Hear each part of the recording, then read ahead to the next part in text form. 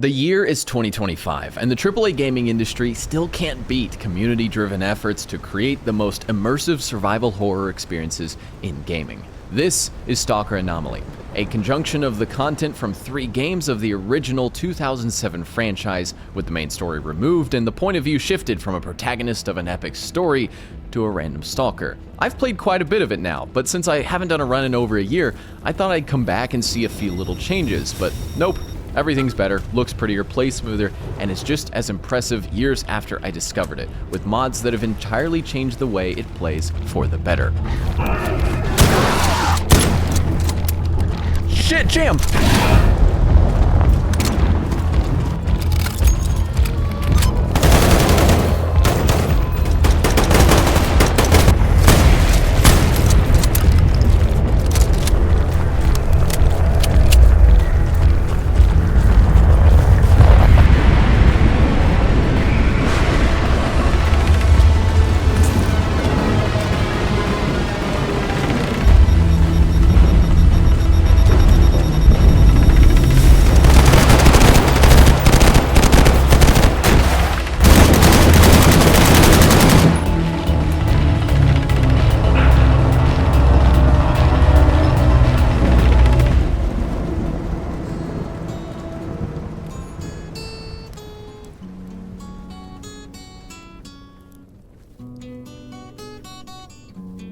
I originally titled my first video on this mod as something dumb like "the game you've never played," but at that point, nobody in my circle actually knew about it. The thing is, that title simply doesn't apply anymore. The Discord for the mod we're playing today has 630,000 people. That is larger than the official Stalker Discord, the Squad Discord, the Arma and DayZ Discords, the DCS Discord, and my Discord combined. And my Discord has 34,000 people for the sole purpose of push notifying them pictures of the ramen I eat in random locations at 3 in the morning. Your role in the world is simply to survive the deadly anomalies, dangerous mutants, anarchists, and bandits that roam the Chernobyl exclusion zone. And you don't start with an intro cutscene, you just start here. What faction do you want to play as? What measly gear do you want to bring in, and where do you want to start?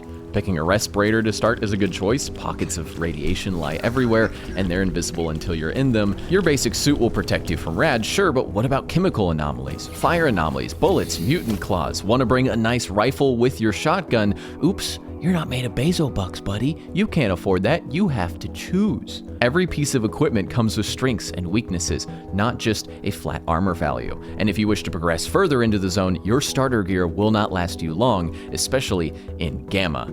Gamma, a modular mod pack on top of Anomaly. You join a Discord, read some instructions, install a launcher, read the instructions, and watch as 500 plus mods get downloaded into your PC. Read the instructions.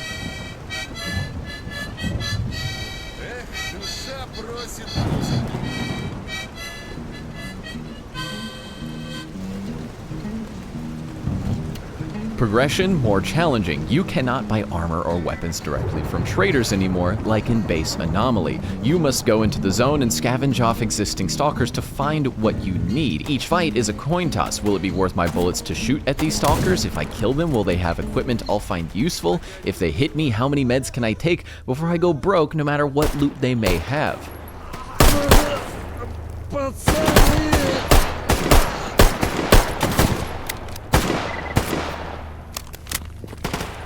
Oh, there's more to the left.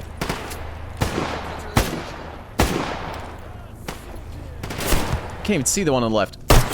Wounds are more damaging. There isn't just a self-heal button, there's different medications for short and long-term treatment, protecting yourself from certain elements or healing certain body parts. Vodka and cigarettes stave off radiation, and if you get tired and want to run really far, take some cocaine. Not kidding. If a mutant tries to psych you into bonking yourself with your 12 gauge, smoke some weed. It buffs you against it. Also not kidding. But when it comes to killing both mutants and stalkers, you will eventually get just the right tool for the job.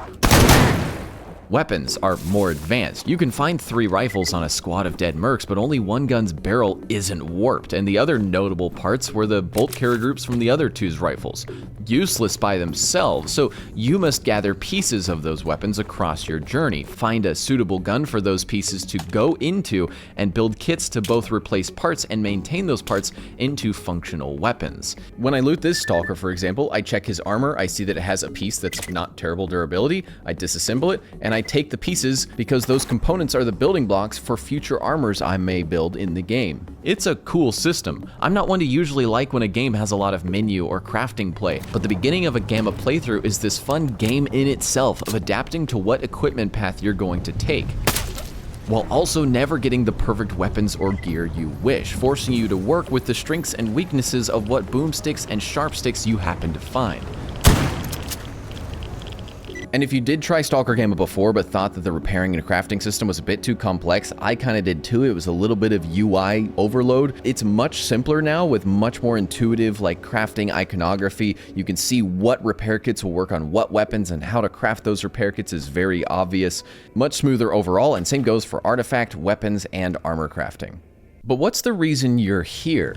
Like, most stalkers are drawn to the zone for greed. They want to afford Spotify Premium to stop the nightmares of want a break from the ads. Because they were not investing in Apple when they were 5, and instead they were playing Perfect Dark on the Nintendo 64. You make money off the bat, mainly by hunting mutants, which are a vital source of food in the zone. Dogs, pigs, flesh balls that make pig sounds, pseudodogs, and cats. Basically your local farmer's market, except the pig's bones soaked up all the yummy Strontium-90. Strontium has a 30-year half-life, by the way. Half-Life 3. Oh, shit! Yeah, I tried to jump. Why couldn't I jump? Stupid pig. I'm gonna take the ibuprofen. I don't want to deal with any leg pain right now, man. Why are you going up there? Why is he going up there? He's coming back down. Hey, you got him. Please don't shoot me, thank you. And the other one just got blown up by the whirligig. Sell the meat to a local butcher and he'll give you a few coin. Find rare body parts like pelts, and they can be attached to your suits to give you passive buffs like bullet resistance or even stamina regen. You can also accept quests from traders and just other stalkers along the way. These can range from assassination missions, fetch quests, VIP rescues, assisting friendlies in big battles, or finding extremely hard to reach documents for barkeep. Am I understanding this correctly? He needs something moved 1 foot? Barkeep, are you drunk? You need something moved from right here. You needed these? You needed these really bad, barkeep, huh? Thanks for 5,000. The thing is, too, is that if that sounds too grindy for you, you can simply... One sec. If that sounds too grindy for you, you can simply go into your settings menu and then go to the zone, or sorry, gameplay, progression difficulty, and you can literally adjust every single thing from selling value at traders, loot that you can grab off people, degradation factors of your weapons, everything that's about progression you can adjust. If you want to adjust mod-based stuff, there's an entire menu to adjust almost every single mod that's installed to your game. Probably one of the most easily modifiable games I've ever played. But most stalkers are here in the zone to make money a different way. These scary anomalies that bend the rules of space-time, what if we risked it all and got very close to them and detected a little dumb-looking rock inside? What if I picked up that rock, brought it home, gave it to my poor, sick grandma, and grandma turned into a pot of gold? Spotify Premium. These are artifacts. They sometimes sit out in the open. The big emission storms cook them up, and after one, you know I'm running into the dark looking for those dumb rocks, no matter how much the sky looks like the rapture is happening. Hot, hot, hot, hot, hot, hot, hot, hot, hot, hot, hot, hot. Give me the artifact. Where are you? There you are, buddy. Yikes. Oh, get out of here, get out of here, get out of here. Woo! These have their own entire separate crafting system, which has become notably simpler and more interesting. Artifacts give passive buffs. You can mix and match these to your heart's content on your gear, but perk artifacts, perk effects, give you wacky perks like the ability to teleport to whatever you kill. I got this one. Shot a bird. Success. I'm now on a pole. I'm Polish. Druski is a Polish surname. I learned that by reading the YouTube comments over the years. Worst part, I'm not Polish. My ancestry is mostly German, and I'm currently LARPing as a Texan.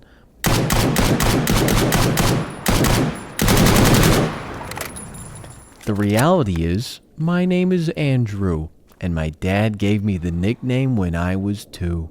I never lied about it. I never said I was Polish. I just never admitted it until now.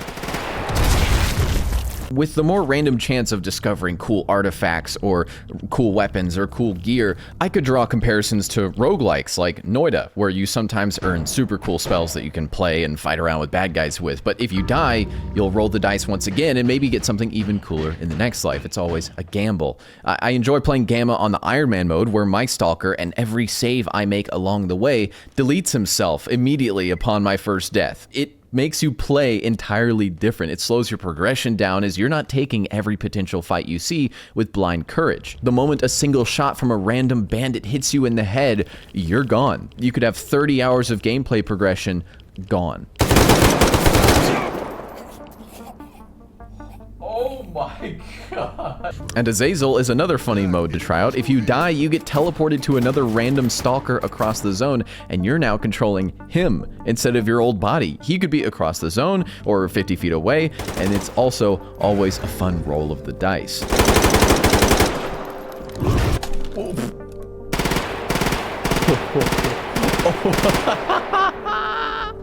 Oh my god. You will start off with Makarovs, Mosins, or 20-gauge shotguns, and maybe a leather jacket if you're lucky, but there's so much in terms of weapon diversity, from high-end sniper rifles, suppressed subsonics, small pistols, big pistols, assault rifles, SMGs, LMGs, suits that are good for bracing your body from the effects of anomalies, suits that are layered with plates and Kevlar to absolutely eat bullets. Even the SV98 bolt-action sniper you've seen a lot in this video so far, that was actually from my first kill in this entire run. Cool. All right, thank you, Science Man. Whoa! That was a bandit outside the...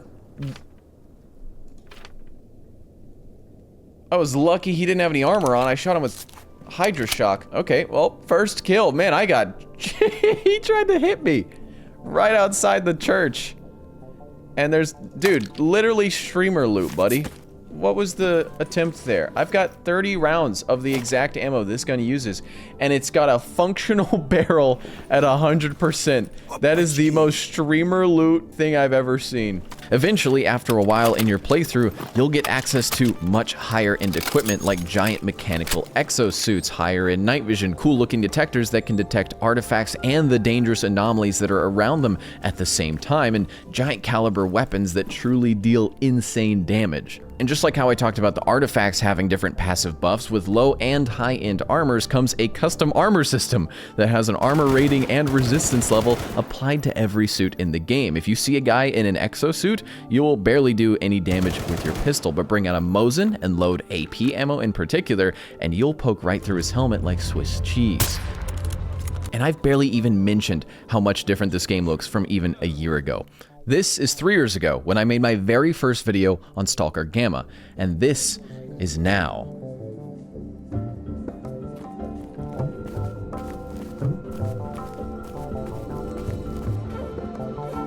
And just to compare, this is what the original engine's look was like. This is 2009's Call of Pripyat, which I still think is really cool looking. It's got that rolling hill, low poly effect, and the color scheme is really nice. Kind of reminds me of like Battlefield 2 maps at the time. Even like a little bit of Halo 1 in there. That's my Halo reference for the video.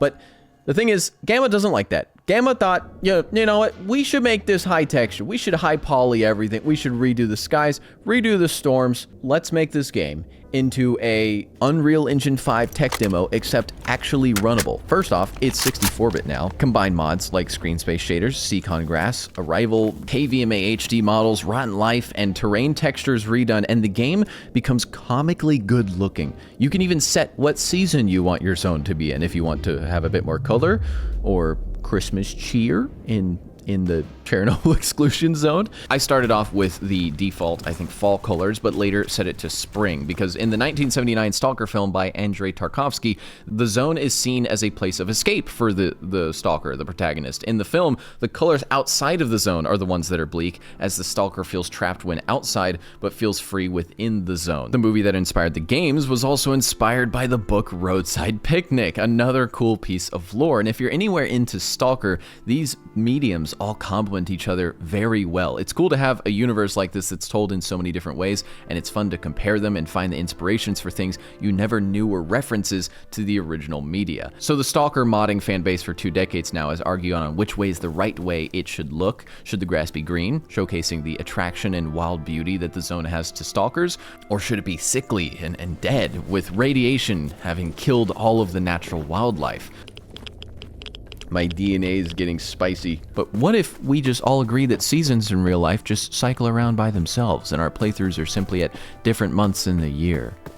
No, let's fight about this on the Discord. Oh, here it comes, here it comes, here it comes, here it comes. I did not know that was a one-shot! I just can't get over how good it looks. You'll see the funny, simple hill geometry, or the polygons of these trees being few, but modders have done insane work. People may think this game is niche, but there are videos on YouTube with over 120,000 views about simply how to install a single graphics mod. And the community is extremely helpful too. I followed a video by ClickRad. I really like his channel, by the way. Definitely go check him out. He made a video with a creator named Hippo who makes the Atmospherics mod, and they go through every little tiny setting and talk about the optimization of the settings and what you can do to improve the look of your game. I almost followed this video to a T, so if you want your game looking similar to mine, then I highly suggest that, link in description. But Hippo is only one of the modders that's making this game look better every single time I come back to play it. Manuel is also another YouTuber that I've been following for about a year now. For the last 3 years, he's been working on grass shadows, flora shadows, anything from volumetric lighting to screen space reflections, ambient occlusion, parallax, grass improvements, all the way up to implementing TAA and now implementing FSR and DLSS upscaling within Stalker Anomaly. Like, what? If you go watch his before and after videos, they are crazy. They're just simple classical music with a game going from, oh yeah, that looks okay, to holy crap, that looks better in a swipe transition. I'm not trying to exaggerate. I'm not trying to fluff these dudes' feathers or just gloat about this game. This is genuinely one of the most passionate gaming modding communities I have ever seen. I've done YouTube for 8 years and I've never seen something as in-depth as what these guys are doing before.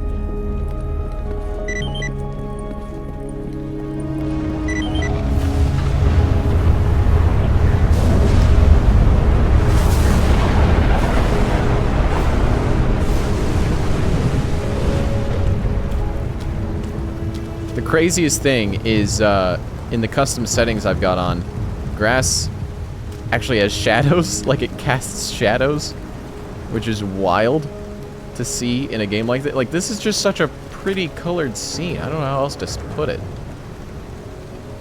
Green grass and the really red fire color. It's cool. The atmosphere just can't be beat. You got fuzzy little electric anomalies. You're grabbing balls of science out of the ground. The Geiger counter clicks, or the sound of anomalies mumbling in the distance. It can be at the same time horrifying and surprisingly serene.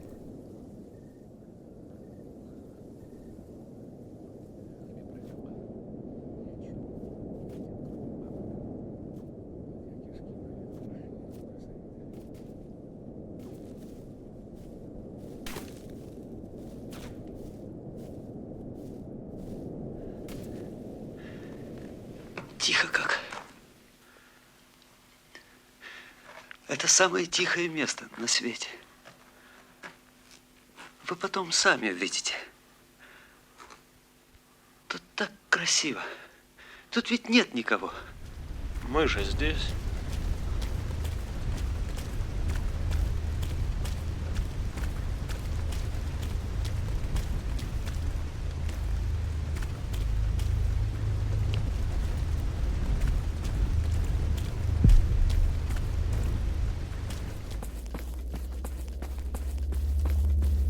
Other than spooky anomalies and pretty graphics, one of the main reasons that the zone feels so alive when you're playing it is something that's been a part of the franchise forever, known as A-Life. A-Life was a feature in the original games. It allowed offline simulation of stalkers that were still a far distance away from you. Instead of de-rendering a character entirely past 150 meters, like most games would, they scripted the AI to have a sort of level of detail simplifier for their actions. The goal was to have the AI be fully scripted to have their own lives, carry out missions with their own goals, but that never made it to the base game, as it didn't lead to as many interactions with the player as they hoped. So they created another system called Smart Terrains, where the map would have some labeled locations like a mutant lair or a bandit camp, and then the AI would decide on how to traverse that area or where it could go to interact with another group or complete some sort of job. You kind of see this system working in the base games, but the cool thing is how much the community has developed these systems even further. From my understanding, the modders took the framework of both the Smart Terrain system and the A-Life, re-enabled, and added a bunch of small parameters and features on top of it to create the appearance of truly living stalkers. They do now patrol, and they do missions, and they hold ground, and they take time for R&R. They eat, they play guitar at campfires, and they yell at you when you forget you're aiming a 12 gauge at them while you're all tabbed. You can get a task to kill a stalker, and if you go to sleep before you head out to track down his position, he could hike across the entire zone, crossing multiple maps worth of distance while you're still snoozing. You wake up in the morning, he's gone, he's miles away. Mutants across the map will attack someone, and it may be so far away you just barely hear the gunshots. Fellow stalkers that aren't even near you can easily die from the zone, and you needed to deliver a package to them. Mission failed, better luck next time.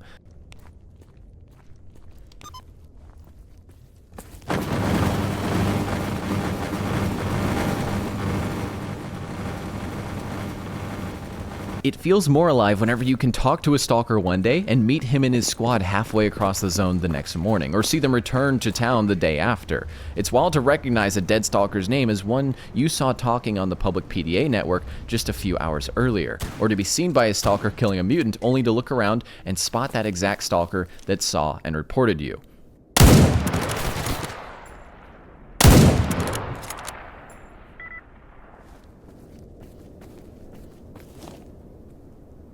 Heard something.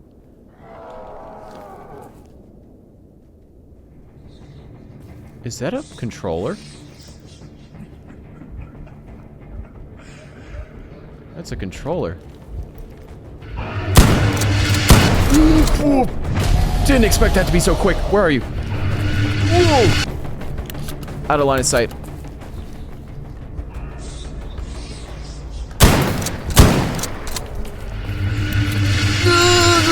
Oh my gosh. Oh, there's the fire. No. Break line of sight. Get away from me, dog. Don't get me wrong, the old AI still shows up commonly, especially in the indoor areas, which are easily my least favorite part of the OG trilogy, as it forces you down these constantly. But the Slavjank has a cult following at this point. It's just tough, man. They run around with like zero inertia. They just immediately change directions on you, and they are laser accurate, especially if you're dealing with like forces like Monolith or military.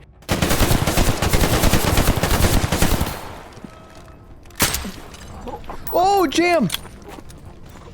If you're working with them outdoors, you can kind of flank them and they'll go after the last known position, which is pretty cool. It seems like the moment that the AI sees you, they are instantly communicating, though, exactly where you are, so the AI will kind of swarm your position. But if you're able to maneuver around in fights and get onto different flanks to flank the position that you were at when you were last seen, that's constantly the best way to fight these AI for me. Indoors, though, you can't really do that because it's like narrowed down to singular doorways, so it's just fights down corridors and fights down tiny angles where they can just 80-80 strafe the corner on you.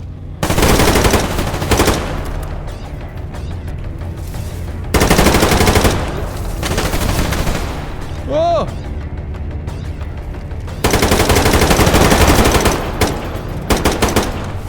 Yeah, the fights against high-end enemies in this game are extremely intense and very fast-paced. The only way you're surviving is if you have a very solid gun with armor-piercing ammunition, you have really good armor, you've upgraded that armor and upgraded that gun pretty well as you've got artifacts on you that are stacking, you know, ballistic resistance, explosive resistance, blood loss prevention. And it's really fun to see all those in action when you finally fight some real bad guys. But if you want to make the AI goofier in the game, you can also install something like the Talker mod, which allows you to use your voice to communicate to the AI in-game. Now, it's a little lightly implemented at the moment, and it's kind of goofy. You go up to someone, you hold your mouse button, and when you talk, you are talking into a whisper module that allows your voice to be translated to text, which is then sent to an LLM, a language model, and then that language model is giving characterization to the characters that are around you in the game. So you can ask them questions. Hey, I'm looking to make a companion that'll follow me around the zone. I'm pretty well equipped. I'm probably going to be pushing the Chernobyl nuclear power plant soon. Hey, Vova. Убери оружие. Oh god, not the Chernobyl plant again. I've been studying the radiation patterns. It's getting worse. Are you sure you don't want to go? Hey, Leva. What gun do you have? Just this old girl. She's a bit of a workhorse, you know. 16mm submachine gun. Never fails me. Not even when the fog's at its thickest. Wait, 16mm? Are you sure? No, I'm quite certain it's this old girl, my friend. She's a bit of a character, but she gets the job done. 16mm's got a certain charm. That is a 9mm MP5 SD. What do you mean? You shut your bitch ass up. They remember in-game events, like after they just killed something, they'll say, oh, that dog was a hard fight. But sometimes they also just hallucinate. What caliber is that SVU, Vadia? He says 6.5, no matter what caliber it was. It was just another meal for me and my family.